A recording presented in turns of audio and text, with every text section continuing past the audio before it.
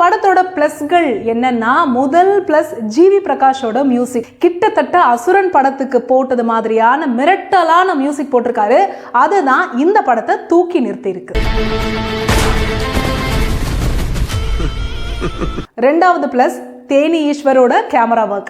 இந்த படம் ஒரே நைட்ல நடக்கக்கூடிய ஒரு கதை அப்படிங்கிறப்ப அதை நல்லதனமா படமாக்குறது கேமராமேனுக்கு ஒரு மிகப்பெரிய சவால் தாங்க.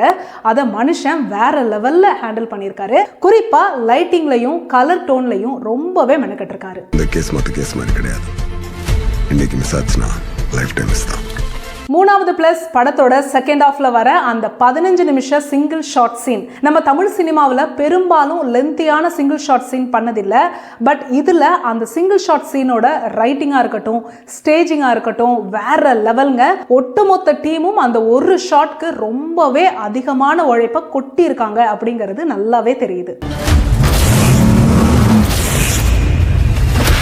நாலாவது பிளஸ் பார்ட் 2 முதல்ல ரிலீஸ் பண்ண அந்த ஐடியா. ஒவ்வொருத்தரும் யார் என்னென்னலாம் இன்ட்ரோடக்ஷன் கொடுத்துட்டு அதுக்கப்புறம் கதைக்குள்ள போகாம படத்தோட முதல் ஃப்ரேம்ல இருந்தே கதையை சொல்ல ஆரம்பிச்ச விதமும், ஒரு கேரக்டர் வர்றப்ப அது யாரா இருக்கும், அவன் நல்லவனா கெட்டவனான்னு நாமளே யூகிச்சு தெரிஞ்சுக்கிற விதமா பண்ணினதும் நம்மள படத்து கூட ஒன்றை வச்சிடுது.